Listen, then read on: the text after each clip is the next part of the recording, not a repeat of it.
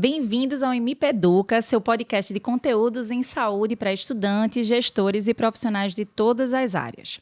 Aqui, você fica por dentro de tudo que tem de mais atual, com fundamentação científica, com experiência em MIP, para fazer a diferença na sua formação e na prática profissional. Hoje, nosso conteúdo é sobre as redes sociais e a nutrição. E para esse bate-papo, hoje eu vou contar novamente com Fabrícia Padilha, que é nutricionista, tem mestrado em nutrição pelo UFPE, é doutoranda em saúde integral pelo IMIP e coordenadora do curso de nutrição da UFPS.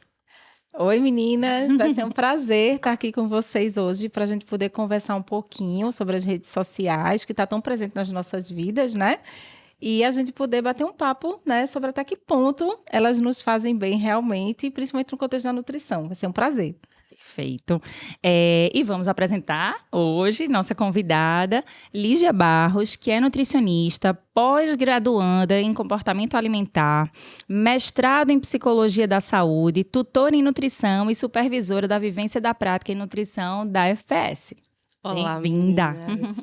Prazer estar aqui com vocês novamente nesse tema que realmente, né, como disse Fabrícia, nos circunda a todo momento, né? Isso. Então, hoje, realmente, a gente vai começar a nossa conversa, assim, pensando que a nutrição, de fato, a gente sabe que a gente tem um espaço aí enorme nas redes sociais, nossos colegas estão cada vez mais presentes, e eu quero saber, assim, de vocês, a opinião de vocês, se esse é um espaço realmente positivo, que pode levar a gente mais próximo dos nossos pacientes, mais próximos de tudo, ou se é um espaço que tem mais riscos, né, para desinformação. O que é que a gente tem encontrado com mais frequência? Quais são os riscos que a gente vai encontrar? Então, vamos conversar um pouquinho? Então, me conta aí. Lígia, me conta aí tua percepção sobre isso, o que é que você tem aí já de experiência, o que é que você pode compartilhar com a gente? A gente teve uma evolução tecnológica, né, nesses últimos anos que foi muito rápida e intensa. Nós ainda estamos aprendendo a conviver com a tecnologia nesses moldes. E as redes sociais entram nesse processo. Até porque, cada período da nossa história, a gente vai ter formas de nos inserirmos em grupos. Então, as redes sociais entram, né, nesse contexto social de como a gente vai lidar, né, com os nossos pares, como é que nós vamos formar nossas opiniões. Em relação, efetivamente, à nutrição, a gente não pode se isentar disso. Né, o aumento nas informações, na forma como essas informações chegam à população, né, de maneira mais rápida, de maneira, né, sem muito filtro, porque você acaba não tendo como controlar, pode trazer grandes qualidades, né? Tem muitas coisas benéficas, que é essa possibilidade de deixar as pessoas mais informadas, mas em contrapartida, a ausência de filtros pode fazer com que qualquer pessoa possa postar um conteúdo que não necessariamente tenha coerência técnica, né? A própria ideia de comunicação, os grupos entendem de maneira diferente, então um ruído de comunicação pode gerar um impacto muito grande. Então são questões que a gente precisa abordar com muita cautela. E aí eu começo falando disso para dizer que assim, são muito importantes as redes sociais, até porque a gente não vai ter como fugir desses avanços tecnológicos, mas a forma como a gente faz, né, a saúde, o nosso papel profissional em relação a isso é que precisa ser analisado com calma.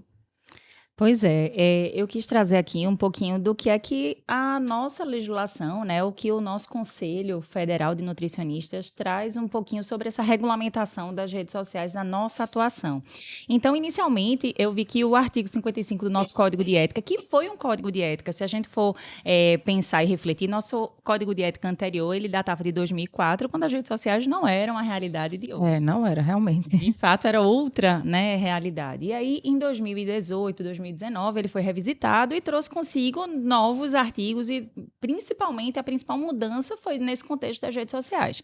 Então, o primeiro artigo, que é o 55, que fala um pouquinho sobre isso, fala que qualquer nutricionista que vá se colocar numa rede social para trazer qualquer tipo de conteúdo, ele tem necessariamente que trazer consigo um respaldo científico. Então, nada do que é falado na rede social, ele pode ser dito sem um respaldo técnico, sem embasamento, que esse realmente é o nosso mote. Então, eu acho que, nesse primeiro momento, a gente precisa refletir que quem está ali tem que saber que não é uma terra sem dono, que não tem uma regulamentação, que existe um conselho que fiscaliza, que regulamenta essa prática profissional nas redes sociais. Então, a gente tem que galgar um pouquinho esse espaço e eu acho que cabe um pouquinho isso desde a formação, né, Fabrícia? Assim, da gente conseguir imaginar que não é porque é um conteúdo rápido que pode chegar, pode atingir muitas pessoas, que eu não tenho uma responsabilidade, né, de trazer aquilo ali com respaldo. Queria Isso, saber a tua Larissa. opinião. Essa questão da formação, né? A rede social, ela faz parte da vida de todos hoje, né? A gente hoje não tem mais, como a Lícia falou, a gente não tem mais como ignorar isso na nossa rotina, né? Quando a gente vem para a formação, é importantíssimo. Por quê? Quando a gente fala da formação profissional, a gente está lidando com outra geração, que é a geração nativa já, né? Da internet e da rede social, principalmente. Tanto é que eles utilizam as redes sociais de uma forma tão natural, né, tão orgânica já, que quando a gente vai comparar, né, com nossa utilização como, né, utilização de Instagram e de outras redes sociais, a gente vê que a gente ainda está muito engatinhando em relação a essa geração. E eles, até na graduação, já utilizam rede social, e aí a gente, né, como educador, como formadores de profissionais de saúde, precisa ter muita orientação, né, em relação a até que ponto eles podem ir, porque eles vão ter sempre uma tendência de passar informações sobre conteúdo nutricional, orientação nutricional, melhor dica nutricional de determinado alimento, como fazer as melhores escolhas, mas eles não são profissionais de saúde, né? E aí a gente precisa realmente estar, em alguns momentos, até chamando e conversando, dizendo que existe um código de ética, porque um ponto muito importante que você falou, Larissa, a rede social, eu acho que ela é muito positiva, né? Ela é importante, a gente consegue disseminar informações importantíssimas de forma muito rápida para a população, mas tudo depende de como vem, de quem constrói essa informação e de quem passa essa informação. E na outra ponta, de quem vai receber essa informação e se essa pessoa vai conseguir ter um senso crítico para saber até que ponto aquilo ali é verídico, até que ponto aquilo ali eu posso estar consumindo e transmitindo, porque aí é outro ponto bem importante da rede social, o nível de alcance hoje em dia, de engajamento. Eu pego uma informação que, se antes eu não filtrar aquilo ali, né, para eu ver até que ponto tem um embasamento científico, até que ponto aquilo ali é verídico, e eu começo a transmitir para a minha rede de amigos, de parentes, de familiares, eu posso estar transmitindo uma informação que não é verídica, né, que pode até estar trazendo um desserviço para a sociedade. E aí, a questão do estudante que está em processo de formação, a gente precisa estar sempre junto com eles, mostrando esse código de ética. Inclusive, dentro da graduação, a gente tem essa preocupação. Em alguns momentos, a gente chama até o conselho, né, que aqui da nossa região é o Conselho Regional de Nutricionistas da 6ª Região, para estar trazendo essas informações e mostrando o código de ética para que eles tenham ciência que a rede social, ela não vai impedir que ele poste esse conteúdo e que ele possa estar gerando engajamento na rede social dele desse conteúdo, porque a rede social ela não vai ter uma legislação específica em relação a essa questão, né, de conteúdos nutricionais, mas o conselho, sim. O conselho ele não vai atuar em cima do estudante, né, mas ele pode estar notificando nós como instituição de ensino, né, para a gente poder, né, estar chamando esse estudante para dar as devidas orientações. E é aqui que a gente tem que começar, é na academia, né, na formação acadêmica que a gente tem que começar a dar essas orientações, porque em 4 anos ele vai ser um profissional de saúde, né? E aí ele vai estar sendo realmente regido e regulamentado por esse código de ética, que é importantíssimo e que precisa ser seguido. Precisa estar atento a isso, sim. Então, quando a gente vai refletir um pouco, e assim, eu acho que se a gente pudesse deixar também essa contribuição para quem consome esse conteúdo digital aí na área da nutrição, é que essas pessoas que estão vendo têm que se certificar quem são essas pessoas que estão transmitindo esse conteúdo. Eu sempre peço assim e reflito, minha gente, vamos olhar qual é a formação. Essa pessoa tem uma formação na área de nutrição? Essa pessoa estudou, pós-graduou, fez especializações na área? Essa pessoa tem um respaldo realmente para estar transmitindo aquela informação? E aí eu pergunto para você, Lígia, quais seriam, assim, o que é que a gente tem encontrado com frequência, assim, especialistas em muitas coisas, né? Especialistas em emagrecimento, especialistas em saúde, e que muitas vezes você vai buscar aquele currículo e não é um currículo que que pode acreditá-lo a se colocar assim no mercado. Então, o que é que você tem a dizer a respeito disso? Isso é bem importante, Larissa, como Fabrícia falou e como você começou falando da legislação, porque nós temos uma legislação que nos rege, que nos capacita, né, que nos habilita ao trabalho. Então, do ponto de vista da Associação Brasileira de Nutrição, a gente tem algumas especializações certificadas. E, no geral, a maior parte das coisas que a gente vê não são certificadas. Então, por exemplo, a minha área é comportamento alimentar. É uma área de estudo, é uma área que vem crescendo, mas não é uma especialização. Então, eu não posso dizer que eu sou especialista em comportamento alimentar. Eu sou especialista em nutrição clínica. E dentro da nutrição clínica, eu atuo com comportamento alimentar. E aí parece besteira a gente falar sobre isso, mas se a gente não se atenta às regras da nossa profissão, como é que a gente pode passar isso com segurança, inclusive para o nosso paciente? Porque a gente está falando de segurança no atendimento. E é segurança de ter respaldo técnico. E aí, se pensar, por exemplo, especialista em emagrecimento, e geralmente, quando a gente fala de rede social, e quando a gente associa a nutrição, o conteúdo de emagrecimento é o conteúdo que aparece em suma, né? Por quê? Porque a gente está numa situação social em que a visão, né, a exploração do que a gente mostra diz muito sobre nós. E aí entra o padrão de beleza, né, vigente socialmente.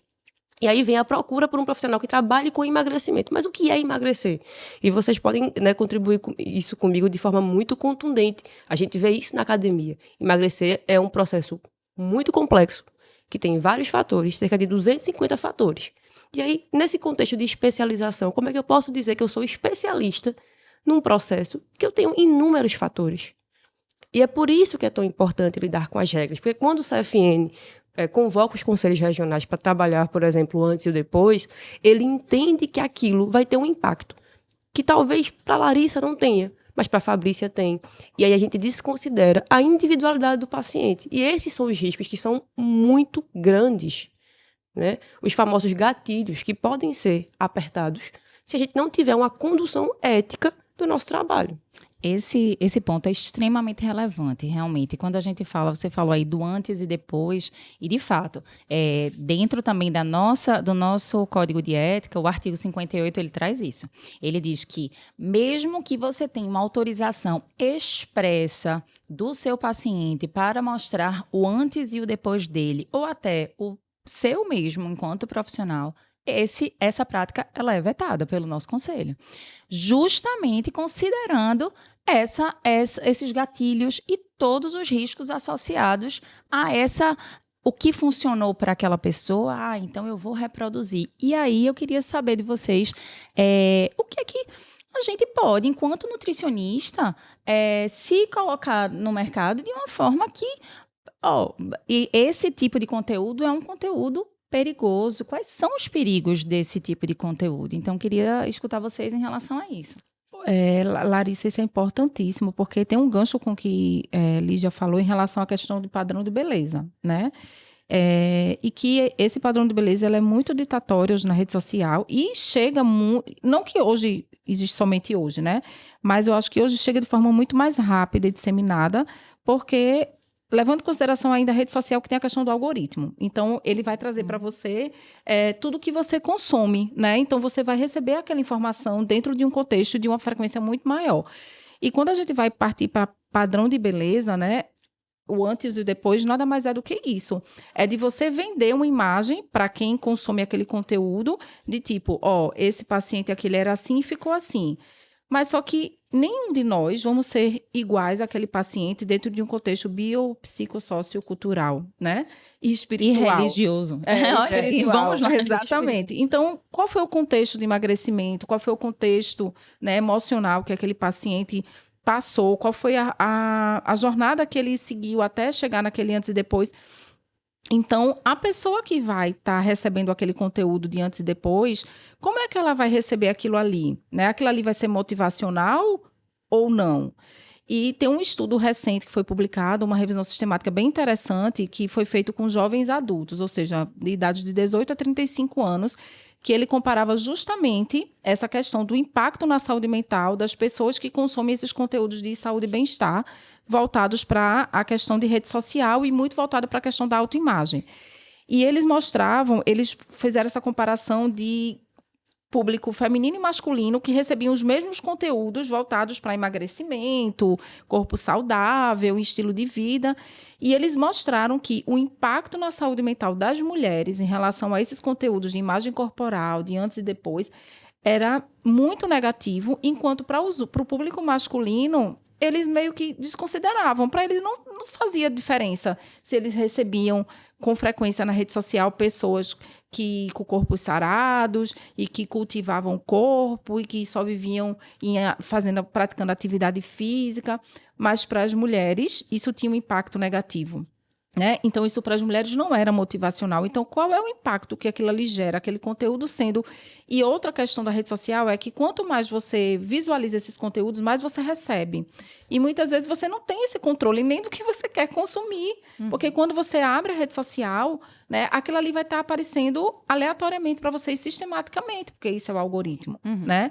Então, esse estudo foi uma revisão sistemática bem importante, que tem um respaldo científico, tem uma evidência científica, né, que a gente pode tá levando em consideração, mas que a população, em geral, que consome esse conteúdo, não alcança. Né? Até que ponto aquele conteúdo está sendo benéfico para mim? Até que ponto aquilo ali está trazendo informação que faz bem para mim, né?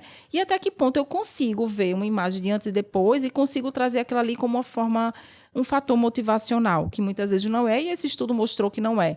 Então, esse estudo mostrou que essas mulheres, muitas vezes, tinham a tendência a, quando consumiam esses conteúdos de padrão de beleza, de imagem corporal, enfim, tinha uma tendência a ir atrás de, como é que a gente pode falar, de dietas milagrosas ou restritivas, para tentar alcançar aquele padrão de beleza que não necessariamente vai se encaixar na realidade dessas pessoas que consomem esse conteúdo. Então, veja o quanto isso é perigoso, né? Dependendo da forma como você recebe e como você consome esse tipo de conteúdo que está lá na rede. Isso. Todo mundo pode acessar, e hoje em dia é tudo muito rápido, né? Tudo muito dinâmico e todo mundo tem acesso. E aí é aquela questão de eu saber filtrar o que eu estou recebendo e o que eu estou consumindo de conteúdo de rede social.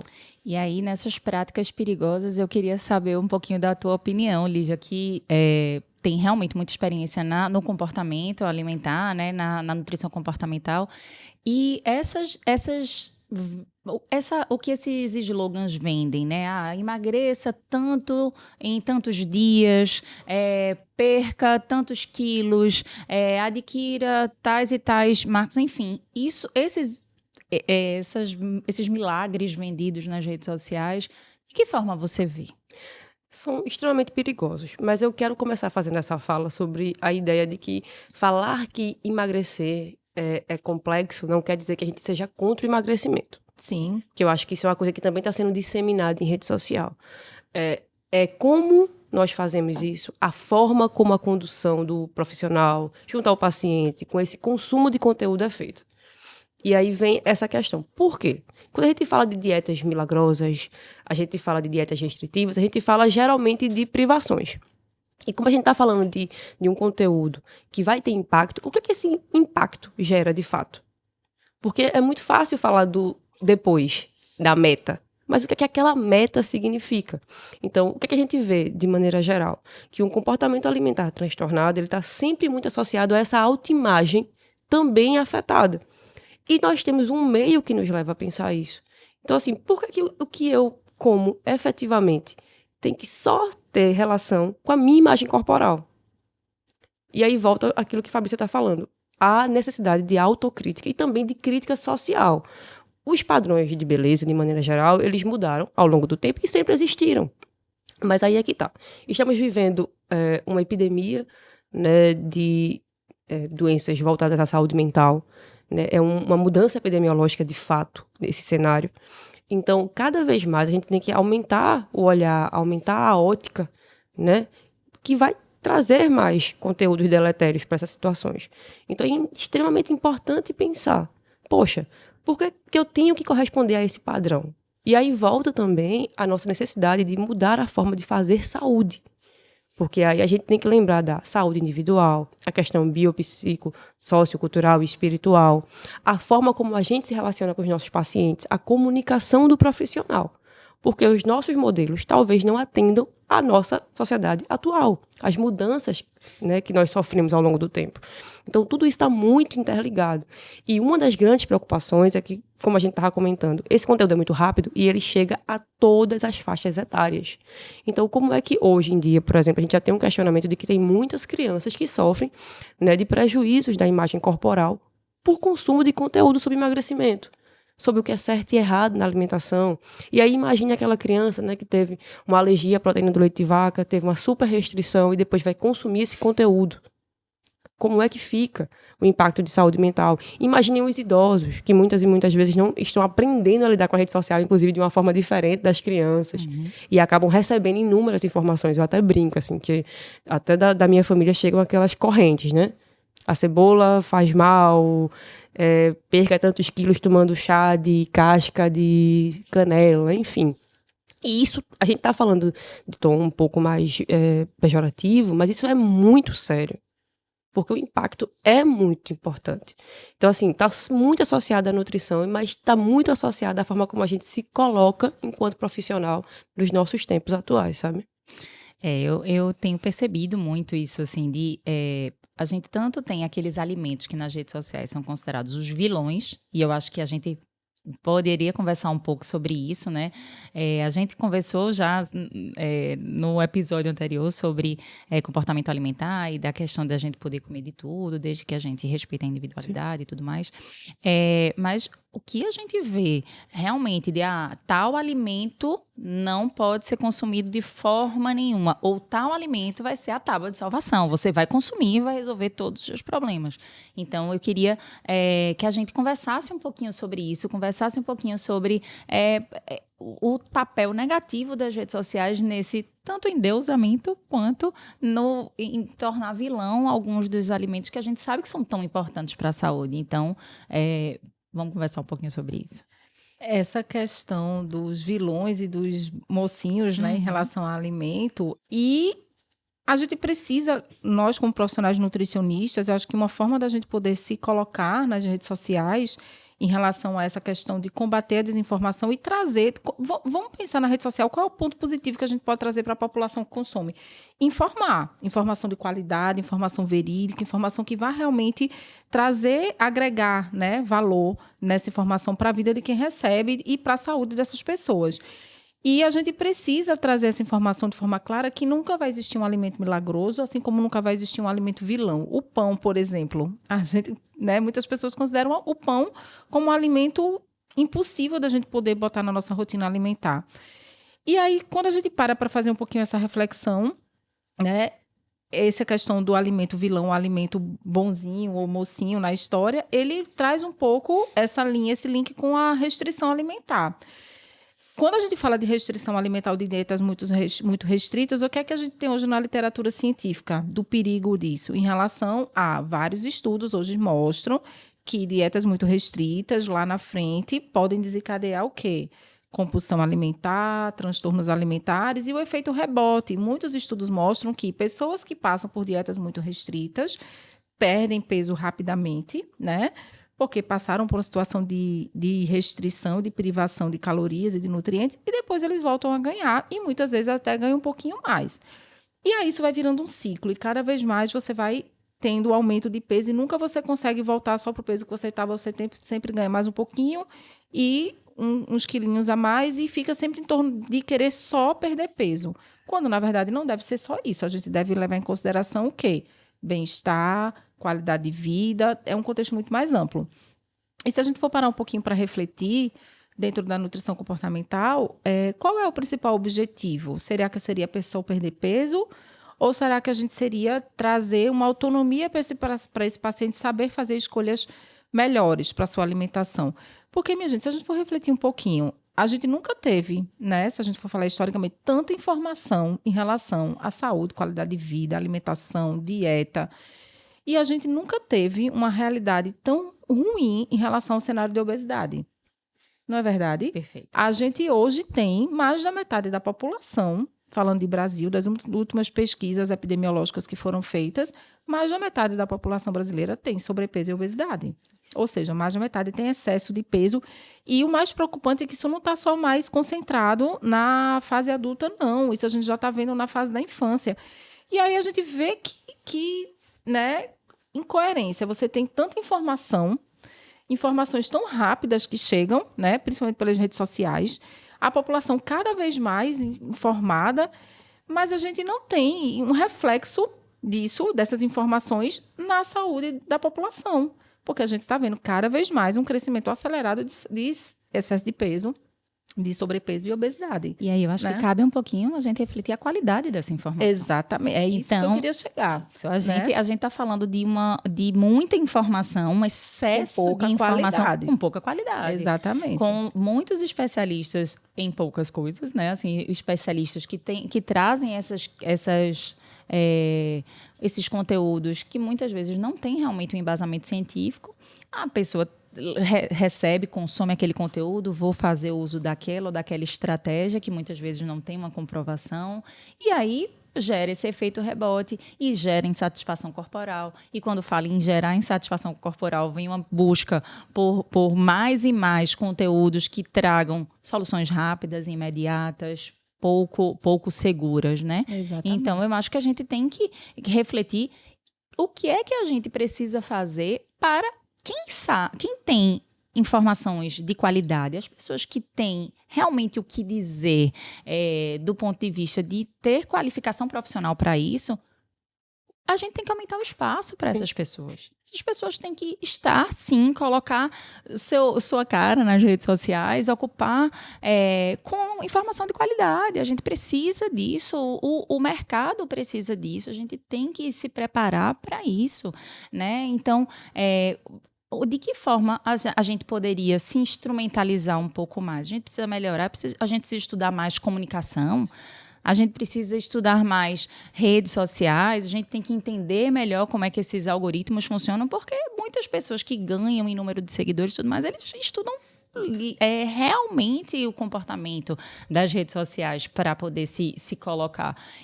E o que é que está faltando para a gente? Eu digo a gente, nós enquanto profissionais, né, que temos qualificação profissional, o que é que está faltando para a gente se colocar da melhor forma? O que é que vocês acham? Isso que você falou, Larissa, é bem importante, porque é muito comum até a gente ver, por exemplo, profissionais sérios que trazem artigos atualizados, pesquisas, né, para estar mostrando para a população conteúdos bem relevantes em relação à nutrição, à saúde, que muitas vezes não tem um engajamento, né, tão bom e considerável quando a gente compara com certas pessoas que nem formação, nem nutricionista e tem um engajamento enorme na rede social. E aí a gente novamente lutando contra o algoritmo, né? Porque quando uma postagem, um conteúdo, ele tem um engajamento bom, ele vai ter um alcance muito maior.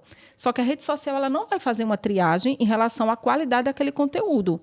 E aí, eu acho que são 2 pontos importantes. Eu acho que seria, como nutricionista, ele consegue trazer essa informação de qualidade e ajudar nesse fomento, né, cada vez mais constante de entregar um conteúdo de qualidade para essa população. E como é que a pessoa que recebe lá, quais são os critérios que ela tem que levar em consideração para saber, não, isso aqui não é legal, isso aqui não é verídico, isso aqui não tem embasamento científico, porque vamos levar em consideração que a população, de uma forma geral, ela não vai saber o que é um embasamento científico, né? O que tem um nível de evidência científica boa para poder levar em consideração. Então, nós, como profissionais de saúde, eu acho que a gente precisa melhorar a nossa linguagem, trazer uma linguagem mais acessível, né? Para mostrar de uma forma mais clara e para essa população, tipo, gente, essas informações aqui são importantes para você considerar. Por exemplo, se essa informação é verídica, né? Se esse estudo ele é confiável, porque às vezes tem estudos científicos que são feitos que a gente sabe que não tem um nível de evidência bom, né? Cientificamente falando, e que foi feito, mas não tem uma amostragem boa, né? Não foi feito com a metodologia correta. Tem vieses ali que mostram que não são estudo de qualidade, mas ele está publicado, né? Mas o público que vai consumir esse conteúdo, ele vai conseguir ter esse senso crítico, né? Então, assim, Hoje em dia a gente vive muito uma era da desinformação. Então, como é que a gente, profissionais de nutrição e profissionais de saúde, podem estar combatendo ou podem estar ajudando a população a identificar essas informações falsas? Eu acho que isso é o primeiro ponto, porque quando o público ele consegue identificar que aquilo ali não é uma informação verídica, ou não é uma informação relevante, ou não é uma informação que vai agregar para a minha saúde, a partir do momento que ele deixa de consumir aquilo ali, vai ter um engajamento menor. E aí a gente vai ter mais espaço também para os profissionais poderem estar se colocando e trazendo essas informações de qualidade. Porque o primeiro ponto é que você falou, esse profissional, ele é nutricionista, ele tem habilitação para estar passando essa informação? O segundo ponto é, qual é a fonte dessa informação que essa pessoa está passando? É baseado em quê?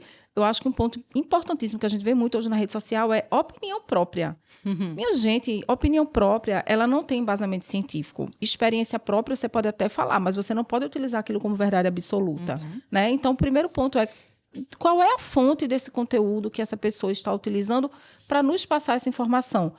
Mas isso é um trabalho de formiguinha, porque são poucas as pessoas. Um estudo recente mostrou, em relação à rede social, que mais de 60% da população que recebe conteúdos de saúde, ligados a bem-estar, qualidade de vida, repassam sem antes checar se é uma informação verídica. Então, vê, minha gente, mais da metade das pessoas que recebem essas informações estão compartilhando nas redes informações que não sabem nem a fonte, não sabem a procedência.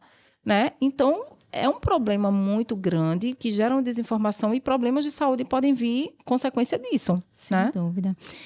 Lígia, o que é que você considera assim, que são práticas essenciais para que o nutricionista que está ali realmente disposto a publicar conteúdos com embasamento, o que é que ele pode fazer para trazer essas informações de qualidade e engajar, usando esse termo do engajamento, engajar um pouco mais? O que é que você acha que a gente poderia fazer? Quais são os caminhos?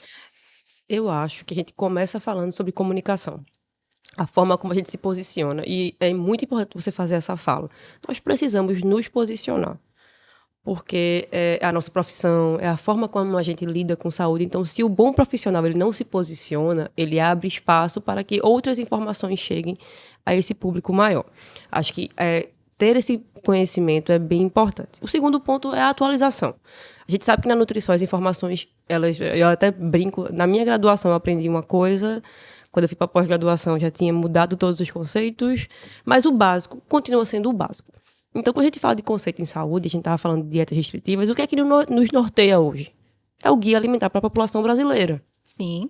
Então, assim, se eu tenho um documento do Ministério que foi muito bem feito, que tem, né, uma qualidade técnica, inclusive que aclamado internacionalmente, por que é que nós, profissionais, ainda estamos buscando soluções milagrosas, ao invés de estarmos voltando ao básico? Porque é o básico que funciona. Então, é o profissional atualizado, que entende, por exemplo, esse perfil social, sabe, essa inserção das pessoas. Então, as crianças hoje têm mais acesso à rede social. Como é que eu vou trabalhar a educação nutricional para esse público que recebe um conteúdo diferenciado? Então, isso tem que estar muito associado. Não tem como a gente fugir, como a gente está dizendo. A gente não vai fugir da evolução. Mas como nós vamos nos inserir é que vai fazer a diferença. E a diferença, a gente até volta a essa história do que é milagroso, a gente acha que a diferença é dessa coisa que chama muita atenção.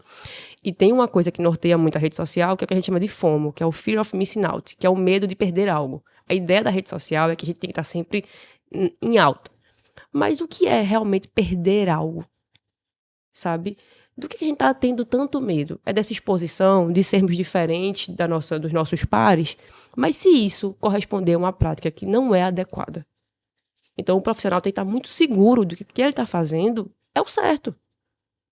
Pode estar nadando contra a corrente, então ele não está prescrevendo nada que seja muito restritivo. Não existe alimento milagroso. A gente precisa bater nessa tecla. Eu até brinco, todo ano surge um alimento da moda. Sim. E todo ano vai surgir o vilão. E no fim das contas, o que é que continua fazendo a diferença na população? Por exemplo, estamos vivendo um momento de grande incerteza, grande insegurança alimentar por conta de oscilação de preços. Como é que eu, enquanto profissional, posso promover algo que faça a diferença na saúde? Então, eu acho que é esse pilar, assim, comunicação, né, inovação e sempre, né, buscando novos conteúdos e qualidade técnica junto com a ética. Acho que isso faz a grande diferença. E sim, a rede social precisa ser estudada. A Fabrícia falou sobre isso e a gente tem esse costume. A gente até fala, por exemplo, o mercado. O marketing dos mercados, né, da própria indústria de alimentos, ela funciona muito bem. Por quê? Porque esse estudo é muito antigo. Então, a gente precisa se aprimorar, a gente precisa se especializar e tomar conta disso. Como é que eu preciso entender o comportamento humano para que a minha prescrição dietética, o meu acompanhamento faça a diferença? Então, não é ter medo da rede social, não é ter medo do código de ética, não é ter medo de comunicar. É saber que, para fazer isso, eu tenho que estar voltado para um conteúdo de qualidade. Lígia, você falou aí sobre emagrecimento, sobre esses antes e depois, e eu acho que fica uma reflexão aqui pra gente.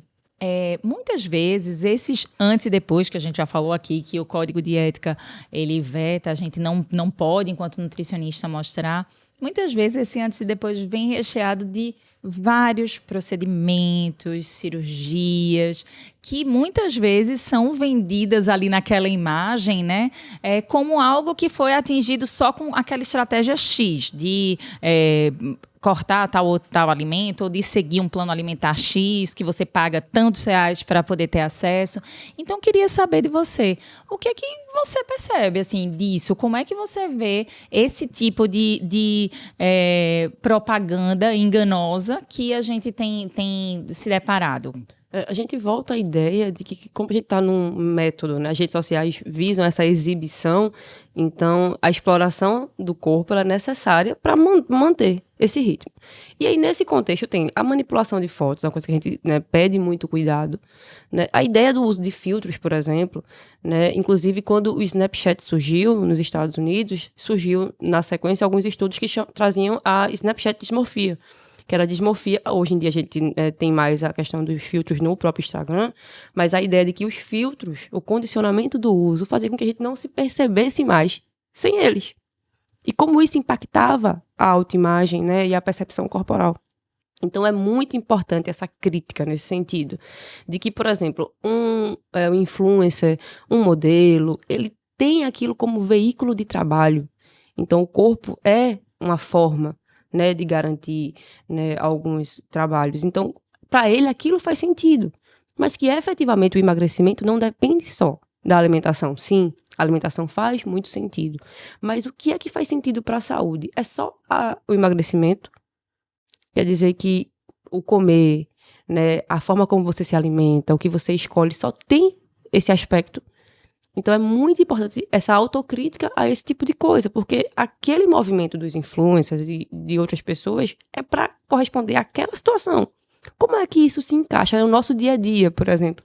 De pessoa que trabalha, que estuda, que amamenta, porque, às vezes, a comparação que a gente faz é com essas pessoas que têm uma vida completamente diferente. Perfeito. O que é a vida real, né? Exato. O que é vida real para você, inclusive. O que é que faz a diferença? E a gente até fala, por exemplo, diferenças regionais da alimentação no Brasil.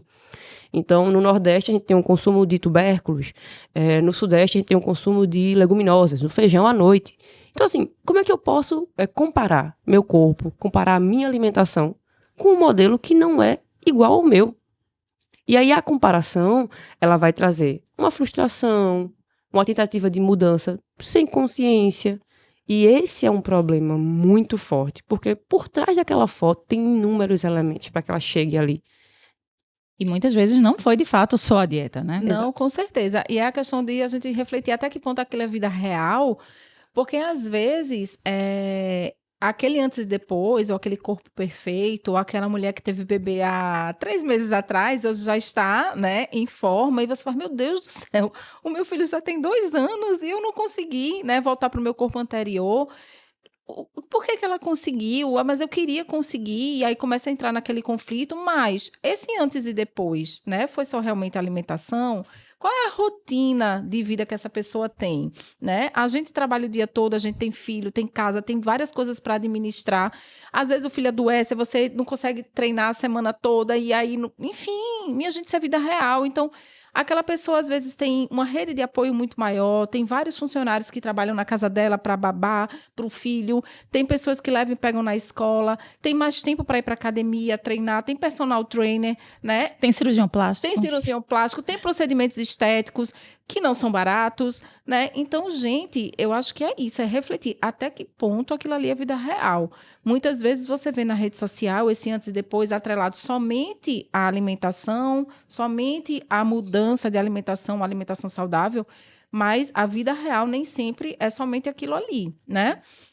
E a cobrança, com certeza, ela vem depois, até porque eu já falei anteriormente de estudos que mostram que realmente as mulheres se cobram mais em relação a isso e tem um impacto negativo maior em relação a essa questão da imagem corporal nas redes sociais.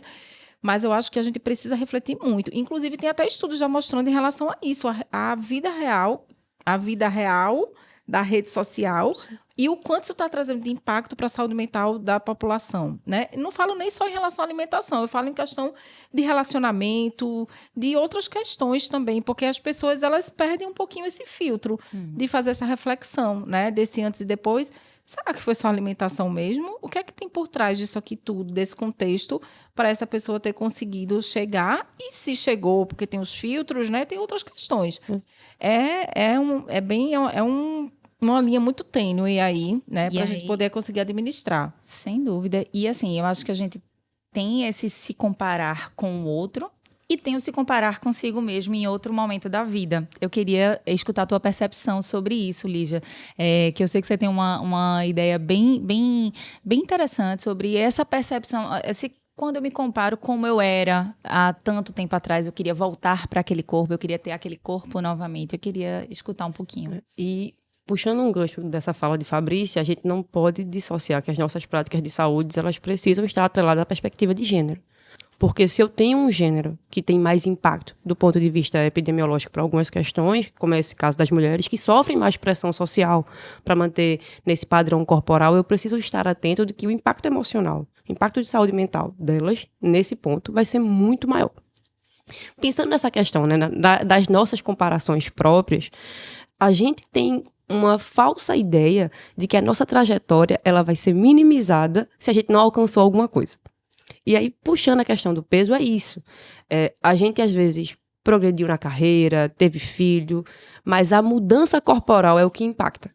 É ela que chama a atenção e ela que frustra você, porque você viveu aquele processo muito grande, que só você sabe o que você precisou passar para estar ali, mas você lembra, poxa, mas eu não caibo mais naquela calça 36 que está no meu armário.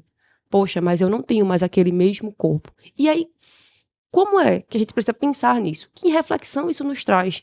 Porque se eu progrido, se eu envelheço, por que eu não valorizo esses processos? Porque o corpo vai corresponder a essas faixas etárias. E aí, lógico, eu volto a fazer aquela fala que eu disse. Quer dizer que a gente nunca vai fazer um procedimento? Que eu nunca vou pensar em emagrecer? Não, não é isso. Mas que eu preciso estar atento de que essas mudanças estão alinhadas com uma vida que fluiu. Então, muitas e muitas vezes, quando a gente recebe essa queixa no consultório, eu quero perder... E aí as pessoas têm os números determinados. Eu quero perder 10 quilos. E aí, por que você quer perder 10 quilos? Porque quando eu estava no ano tal, eu tinha 56 quilos, hipoteticamente, e eu estava super bem. Vamos voltar para aquele ano. Como é que você estava? Eu era solteira, eu não trabalhava tanto.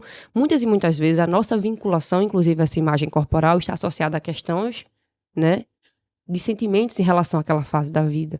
Então, por que eu estou me questionando? Será que eu estou valorizando o fato de que esse meu peso que mudou, ele corresponde a uma pessoa, por exemplo, falando especificamente de mulheres, que amamentou, que tem uma outra vida. E aí eu volto à ideia do que é saúde. A gente falou de alimentação saudável e volta à história. Qual é o conceito de saúde da OMS? Saúde não é só a ausência de doenças, mas é esse bem-estar físico, espiritual. E quando eu considero que meu corpo não está adequado, porque eu não tenho mais aquele peso que eu tinha há 5 anos, eu não estou considerando isso. O que é saúde no meu contexto? Então, essa autocrítica, a nossa comparação. A gente não se percebe enquanto pessoa que tem valor, porque a gente mudou. E lógico, tem um apelo social para que a gente pareça sempre mais jovem, sempre mais magra, mas esse conteúdo precisa nascer de autocrítica pessoal. Porque se eu depender sempre da validação do que socialmente é dito, como é que eu vou lidar com isso? E acho que, inclusive, é importante falar disso do ponto de vista profissional, porque nós, muitas e muitas vezes, somos comparados. Se o profissional é assim ou assado, se ele tem um corpo X ou Y, se ele aparece na rede social com a roupa assim, sabe? E isso é muito importante. Isso corresponde a quem, efetivamente, e como é que eu lido com isso, sabe? Então, é um processo, na verdade, mas é bem importante a gente trazer essa fala. Como você lida com a sua própria comparação. É verdade. Então, assim, eu não tenho o mesmo corpo que eu tinha tantos anos atrás, porque eu era uma pessoa diferente tantos anos atrás. Exato. Eu tenho uma trajetória nesses últimos anos que me trouxeram para onde eu estou agora, né? Em relação ao meu corpo, isso é muito importante. E aí, nessa deixa de aceitar o corpo, a gente também, eu acho que a gente vai precisar refletir o outro extremo. Né? A gente falou muito de emagrecimento e tudo mais, e de aceitar esses anos, de aceitar tudo que a vida nos trouxe e como isso refletiu no nosso corpo. Mas aí a gente também se colocando como profissional de saúde e essa questão de aceitar a obesidade como algo que é ok, que tá tudo bem, que a gente deve aceitar o corpo dessa forma, independente de qualquer coisa. Existem esses termos assim que a gente está usando com mais frequência, de gordofobia. E aí eu queria saber um pouquinho da opinião de vocês, pensando enquanto profissionais de saúde, como é que a gente vai lidar com esse outro contexto, que é o do aceitar-se, independente das questões de saúde, ou a gente tem que refletir, sim, sobre as questões de saúde? Qual é a opinião de vocês? Eu acho que a gente precisa primeiro conceituar o que é aceitação. Porque a ideia de aceitar, e aí volta aquela história, a comunicação rápida de rede social traz esses ruídos, né? Por isso que é tão complicado comunicar, né, nessas plataformas. Eu só mudo aquilo que eu aceito. Então, quando eu falo de comportamento alimentar, eu só mudo aquilo que eu aceito. Então, eu preciso aceitar que hoje eu estou nesse patamar. E aceitar não é dizer que você vai se resignar a viver naquilo. Mas é que entender que esse é o corpo que eu tenho hoje. Tá, eu tenho algo que eu não gosto, eu tenho algo que, sabe, que eu queira modificar. De que ordem é isso? E aí entra essa questão da aceitação corporal, que é muito falada hoje em rede social. Ela é bem importante, sim, porque a gente traz aquela ideia de representatividade, né? Como a gente vem falando em relação à raça, a gênero, isso é importante. Nós somos muito plurais para estarmos presos em modelos. Então, é importante que as outras pessoas vejam. Em relação à obesidade, qual é a grande questão? E aí volta aquela coisa da forma como a gente faz saúde. A gente sabe que o peso, efetivamente, ele é um parâmetro. Mas ele não é um parâmetro fechado. E ele oscila.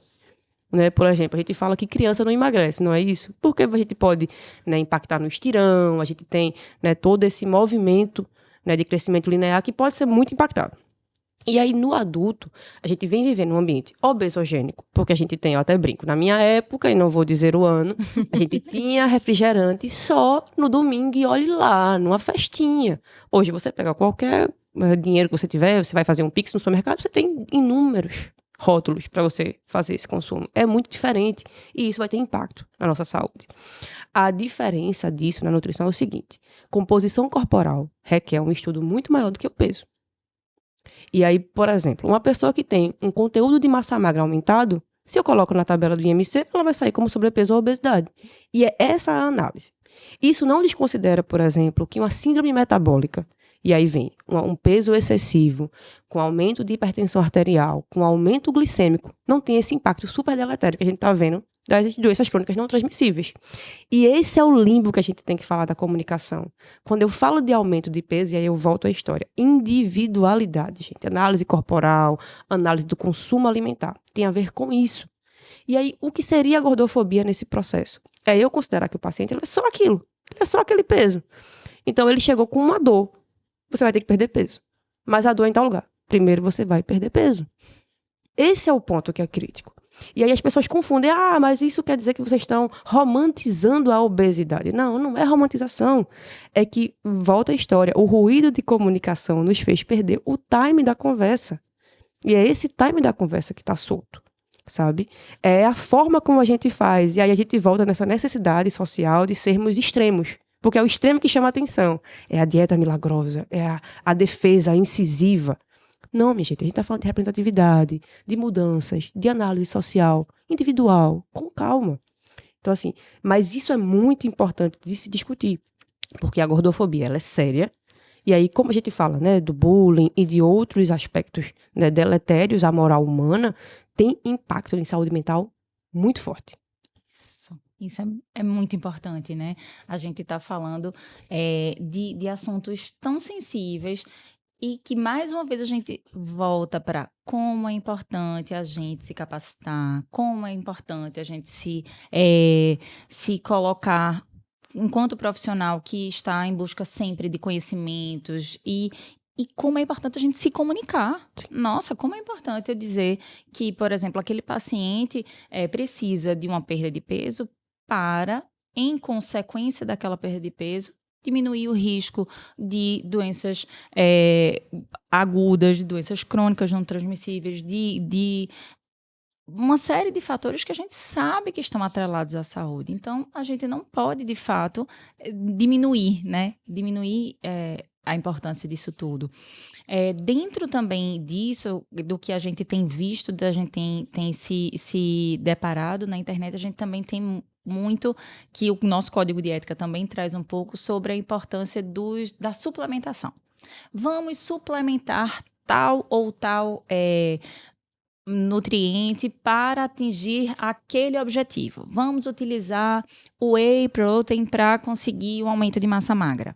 Vamos utilizar tal ou tal suplemento para uma perda de peso. Vocês enxergam isso como um risco também? Todo paciente pode consumir qualquer tipo de suplemento alimentar sem supervisão? É ali na internet, é ali na rede social que eu vou ter a melhor informação sobre isso, a informação mais segura? O que é que vocês acham? Essa questão da autossuplementação realmente virou um problema, né? Que a gente precisa estar muito atento e é muito comum nos consultórios o paciente muitas vezes já chegar com os suplementos comprados, né? Ou a lista para tirar dúvida, porque eu vi na internet, porque eu pesquisei, porque fulaninho, amigo toma, alguém da família toma. E o whey, algumas pessoas, né, que tomam whey e incorporaram na rotina, e eu costumo perguntar, você sabia que o whey é soro de leite? E elas olham assim... Não, eles não sabem qual é a composição do whey, eles não sabem, né, qual é o objetivo de estar tomando aquele suplemento, eles só veem que várias pessoas tomam, que é saudável e vamos tomar também. Mas isso é preocupante porque é uma suplementação, né? O whey especificamente. A gente tem uma cota proteica diária que a gente precisa atingir, e aí eu volto novamente para a questão do acompanhamento profissional. Nós temos uma cota proteica diária, todos nós, né? E que, se você já atinge com a sua alimentação normal, para que você precisa estar suplementando com whey? Né? Não precisa. Mas como é que eu vou saber se eu atingo a minha cota proteica? Você tem que passar por uma avaliação de um profissional. Então, antes de você comprar o whey, de você consumir, ou de você consumir, né, por sua conta e risco, porque um amigo toma, porque foi prescrito por um profissional para alguém da sua família, ou porque você viu na internet, né? Proteína em excesso, ela pode trazer sobrecarga renal, ela pode trazer consequências para a saúde, e você pode estar achando, mas o whey é saudável, não vai fazer mal para a minha saúde. Assim como outros, um exemplo muito, muito básico também, que está acontecendo bastante hoje em dia, suplementação de vitamina D, virou moda, né? E as pessoas suplementam de forma aleatória. E se muitas vezes você vai ver, eles nunca nem pararam para ter um acompanhamento profissional para pelo menos dosar a vitamina sérica deles, né? Vitamina D sérica, para ver se está no nível adequado. Gente, se está no nível adequado, para que eu vou suplementar? Claro, tem casos que realmente precisam de suplementação, tem pessoas que realmente não conseguem manter aquela vitamina D dentro de um padrão normal, né? Considerado para uma pessoa saudável, e precisam suplementar. Mas como é que você vai saber disso? Com um acompanhamento profissional. Então, sim, né, suplementação alimentar ela pode trazer, né, consequências para a saúde, precisa de um acompanhamento profissional e precisa ser prescrito individualmente, de acordo com a sua realidade, de acordo com a sua necessidade nutricional. né? Não é porque é suplemento alimentar que as pessoas acham que eu posso estar utilizando de qualquer forma, de forma indiscriminada. E a rede social, ela mostra muito essa questão, principalmente atrelado à questão da prática de atividade física, né? A questão do whey, BCAA, creatina. E você vê muitas pessoas mesmo tomando sem nenhum acompanhamento profissional. Isso é muito perigoso. Muito perigoso, até porque, às vezes, nesse gancho aí da atividade física, às vezes a pessoa entra na academia, né, se matriculou, o primeiro item a ser comprado nem é, às vezes, a roupa que você vai usar, é o suplemento que eu vou utilizar. É como se fosse, assim, uma condição sine qua non para aquilo ali funcionar. E desconsidera essa individualidade. Vai a um profissional, escuta, faz um profissional até para estimar essa necessidade proteica, tem uma série de fatores, né, Lígia, que a gente vai precisar considerar. Não é só, nem é só o peso. Não, mas aquela pessoa que usa, ela tem o mesmo peso ali, ou mais ou menos que eu, mesma idade, eu posso usar. E não é assim, né, Lígia? Exato. E aí tem uma questão. Os suplementos, eles podem ser muito úteis em algumas faixas etárias, né? Por exemplo, as gestantes que tendem a ter anemia fisiológica da gestação, que precisam suplementar justamente, né, por conta desse aporte nutricional aumentado. Os idosos. O né, ácido fólico na gestação, né? Exato. Por exemplo, o whey pode ser extremamente benéfico para idosos. Mas aí é que da sarcopenia. Exatamente. Mas aí é que tá. Eu analisei o rótulo de whey, porque às vezes tem rótulos que estão cheios de conservantes, de açúcar. Eu vi a dosagem adequada. Eu considerei a história daquele paciente, porque pode ser um idoso que não gosta de leite, que não gosta de nenhum suplemento. Como é que seja intolerante. Exato, também. E eles têm uma tendência de serem mais intolerantes por perda da lactase ao longo do tempo. Então, tudo isso tem que ser muito considerado. Mas eu vejo pessoas, inclusive, frustradas porque começaram a academia e não conseguiram suplementar nada. Ou foram para o nutricionista com esse objetivo. O nutricionista, não, do ponto de vista técnico, eu não vi necessidade. E muitas vezes ele é taxado, esse nutricionista é taxado como um nutricionista ruim. Eita, ele não presta porque ele não prescreveu nenhum suplemento. E naquele momento, realmente, ele não viu necessidade. Exato. Ele achou, ele avaliou o plano alimentar e prescreveu um plano alimentar adequado para você. Isso. Né? Com tudo que era necessário. Então, fica também essa reflexão, né, gente? Que não é... A gente tá falando de uma série de temas relevantes e a suplementação é outro tema que é bastante relevante. Sim, sim. Como é importante, né? Como é importante esse tipo de conversa, como é importante a gente refletir e entender que a gente não vai... eu escutei recentemente que, assim, a gente não vai lutar contra a rede social. Não. De fato, a gente, muito pelo contrário, a gente lutar contra já é uma batalha totalmente, uma guerra totalmente perdida. Muito pelo contrário, a gente tem que usar as melhores armas. A gente precisa se instrumentalizar, a gente precisa estudar, a gente precisa melhorar profissionalmente. E você trouxe uma fala fantástica. É isso, a gente precisa estar seguro de que informação a gente está passando, de que forma a gente está passando. Usar justamente a linguagem das pessoas que estão utilizando a rede social. O que é que está sendo mais bem aceito? Eu estou linkado com o que está sendo bem aceito, com o que está engajando. Então, dentro disso, dessa linguagem, a gente se posicionar trazendo conteúdo de qualidade. Quanto mais gente trazendo conteúdo de qualidade, menos espaço para quem traz o conteúdo que não agrega, o conteúdo que traz risco, não é mesmo? Então, assim, eu queria realmente finalizar a nossa conversa de hoje com essas reflexões, assim, da gente pensar como é importante um espaço como esse, né, que a gente tem, que a gente alcança muitas pessoas, para refletir esse nosso papel enquanto nutricionista. Quero muito agradecer a vocês. Assim, é sempre um momento, eu vou colocar sempre porque, né, a gente está aqui no nosso segundo episódio juntas, assim, dizer que foi maravilhoso, que eu aprendi muito hoje aqui, mais uma vez, que eu acho que a gente deixou várias sementinhas aqui para que as pessoas reflitam, né? E queria passar a palavra para vocês finalizarem também. É sempre um prazer, né? E um prazer maior ainda de poder ter essa oportunidade de estar passando informações, né, importantes para a população conseguir construir esse senso crítico, porque a rede social ainda é muito nova, né? Mas de um alcance enorme. Então, e os estudos, eles são muito recentes também, né? E a gente, como profissional de saúde, a gente pode, inclusive, utilizar esses novos estudos em relação à rede social, comportamento alimentar, para poder estar passando para o público, né? E mostrar o impacto que elas geram em relação à saúde mental, à saúde da população, porque acho que é através da informação que a gente consegue mudar o comportamento, que a gente consegue mudar hábitos e que a gente consegue passar um conteúdo melhor, né, para garantir uma saúde mais adequada através dessas informações. E lembrando sempre que a rede social ela nunca vai substituir um profissional, né? Eu acho que esse é o principal ponto que a população precisa ter consciência. Nunca vai substituir. Quando a gente pensar que pode substituir uma consulta nutricional, um acolhimento, um acompanhamento individualizado, isso aí já é um ponto que não está dando certo, porque aí isso pode gerar outras consequências, que são muitas dessas outras que a gente conversou hoje. Eu acho que esse é o principal ponto que a gente precisa deixar claro, né, para a população ter essa consciência. Porque a rede social ela está aí, ela faz parte da nossa atualidade, da nossa rotina, do nosso dia a dia, e acho que a gente tem que utilizar ela da melhor forma, e sempre ao nosso favor, né? Mas foi um prazer, meninas.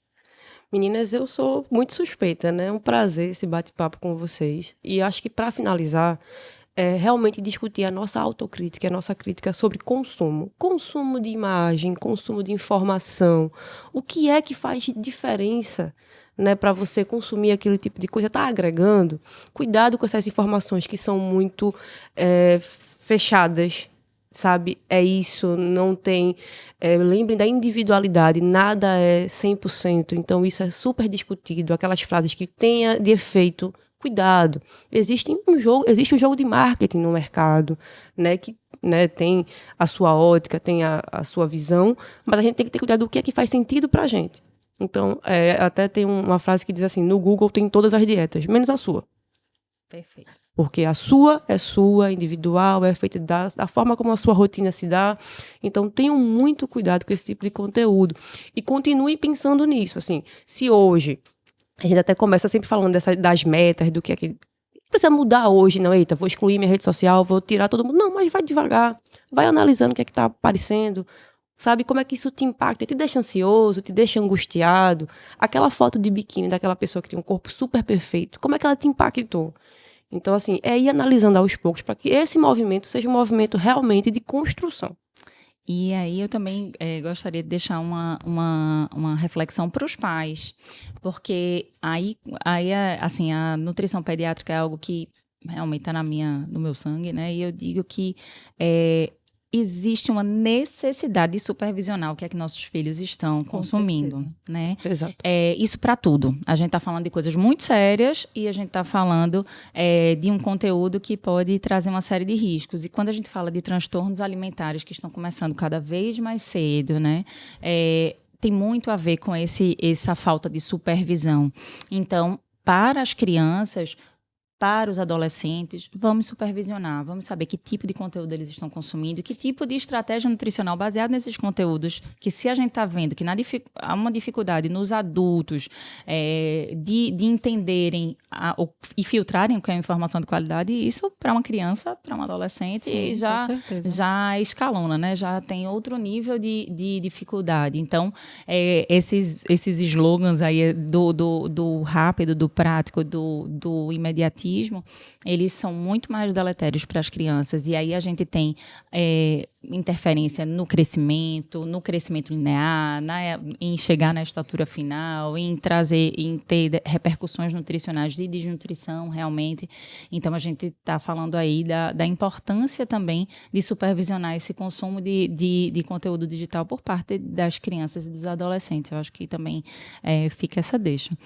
Então, gente, vamos finalizar, né? Então, se você curtiu esse conteúdo, acesse nosso site, fique por dentro de mais materiais gratuitos, além do curso, de cursos que vão fazer toda a diferença para a sua formação profissional.